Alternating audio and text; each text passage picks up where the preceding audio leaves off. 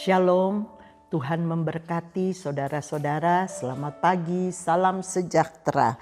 Pagi hari ini saya ambil ayat dari Mazmur 40, saudara bisa baca di rumah seluruh Fatsal. Tetapi saya ambil Mazmur 40 ayat 8. Aku suka melakukan kehendak-Mu ya Allahku, Taurat-Mu ada di dalam hatiku. Tetapi di dalam bahasa Indonesia masa kini ditulisnya begini. Aku senang melakukan kehendak-Mu, hukum-Mu kusimpan di dalam hati. Mazmur ini adalah ayat kesenangan saya sejak saya sekolah Alkitab. Tetapi saya terkejut kalau mau mendengar juga bahwa di dalam Kisah 10 ayat 4 diceritakan peristiwa kehidupan seorang pribadi di Perjanjian Baru namanya Kornelius. Kornelius sangat dekat kepada Tuhan sekalipun dia seorang perwira Itali yang berpangkat tinggi, yang kaya raya, tetapi dia mendidik keluarga semua taat kepada Tuhan. Pada suatu hari jam 3 siang, sore-sore, dia sedang berdoa. Kornelius menatap, memfokuskan dirinya kepada doanya, tetapi tiba-tiba datang seorang malaikat yang disuruh utusan Allah kepadanya.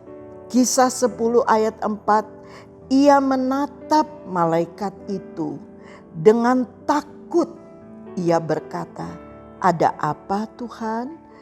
Jawab malaikat itu, "Semua doa, semua sedekahmu." Kalau di dalam BIMK dikatakan, semua kemurahan hatimu sudah diterima oleh Allah dan diingatkan Allah kepadamu. Semua doa, semua sedekah, semua apa yang dia lakukan bagi Tuhan sudah diingat oleh Allah. Bersyukur, seringkali kita tidak sadar apa yang kita perbuat, apa yang kita berkata, apa yang kita melangkah, apa yang kita pikirkan, semua direkam, dicatat oleh Tuhan Allah kita. Seringkali kita sembrono mengeluarkan kata-kata, kita sembrono membuat perbuatan-perbuatan yang kita sukai, tetapi itu tidak disukai oleh Allah. Tetapi Raja Daud dia menulis di dalam Mazmur 40 ayat 9. Aku suka melakukan kehendak-Mu Allahku. Firman-Mu, Taurat-Mu disimpan di dalam hatiku. Daud tidak luput dari banyak kesalahan. Daud sering melakukan kekeliruan. Tetapi dia berkata sebagai satu pengakuan, dia suka kehendak Tuhan. Walaupun dia jatuh bangun dalam kekurangan, tetapi dia mengasihi Tuhan dengan sepenuh hati. Kalau saudara baca Mazmur, seluruh Mazmur, saudara akan melihat pribadi Daud. Tuhan memperdulikan orang yang suka berdoa dan suka melakukan kemurahan hati terhadap sesama.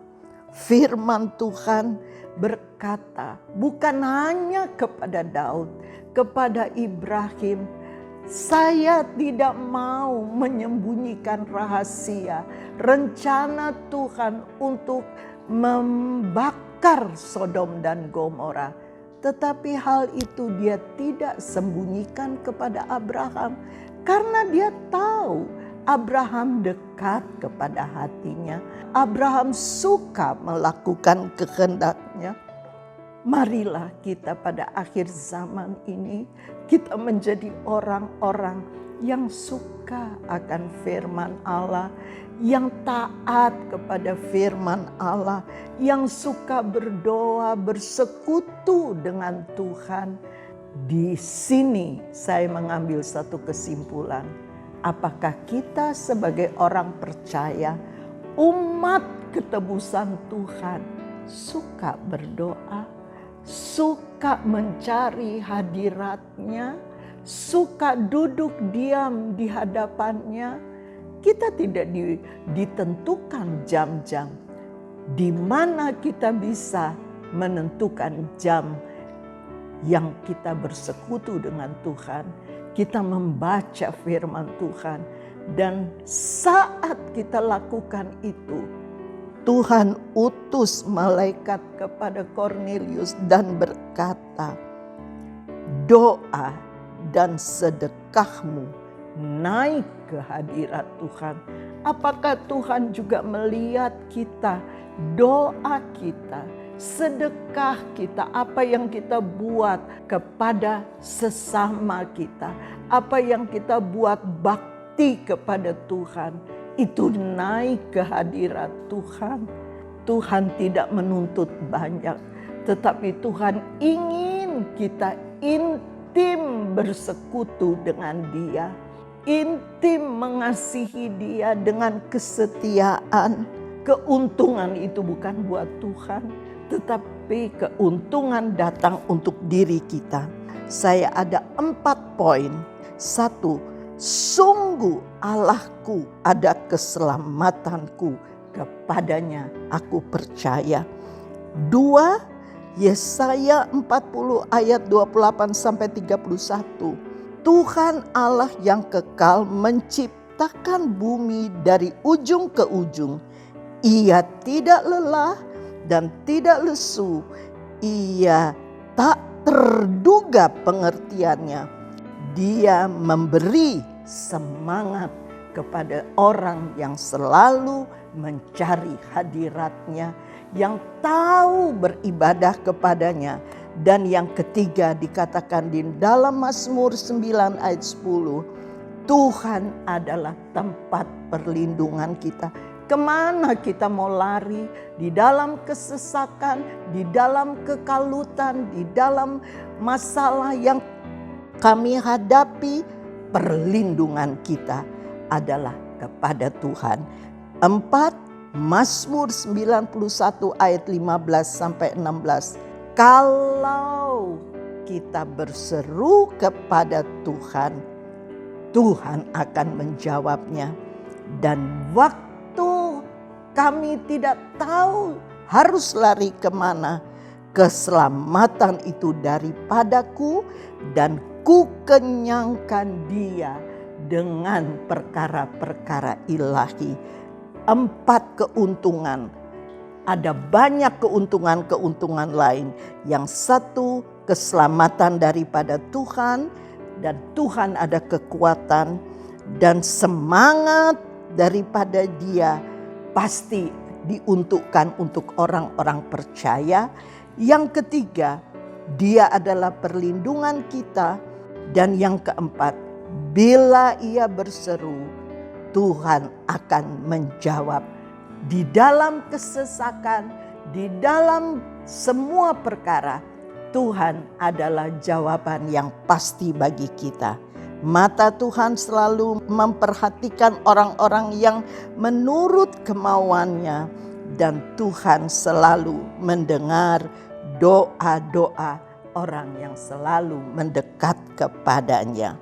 Kita bukan Kornelius, tetapi kita mau meneladani Kornelius untuk hidup di dalam doa, dalam kesetiaan, dalam ketekunan kita. Kita mau mengasihi Dia, Yesus, selama-lamanya. Puji Tuhan. Kejadian 18 ayat 17. Kesetiaan Abraham membuat Tuhan tidak dapat merahasiakan segala peristiwa yang akan dia kerjakan, tetapi dia nyatakan kepada Abraham. Puji Tuhan, biarlah umat Kristiani yang mendengar tayangan ini, kita mau menjadi setia di dalam doa, di dalam perbuatan kebajikan kepada Tuhan dan kepada sesama. Amin. Puji Tuhan, saya akan masuk dalam doa. Terima kasih Tuhan, kalau pagi hari ini kami boleh mendengar firman Allah. Kami tidak mau Tuhan didapati malas di dalam berdoa, tetapi kami mau bersekutu intim dengan Tuhan setiap saat. Mulai dari anak-anak sekolah minggu, pemuda, remaja, orang dewasa, pria, wanita, seluruh umat ketebusan Tuhan. Kami mau menjadi orang-orang yang mengasihi Engkau dan mempunyai waktu konsisten kesetiaan berdoa kepadamu, mengasihi Engkau, menaati firman Allah, berkemurahan kepada sesama kami.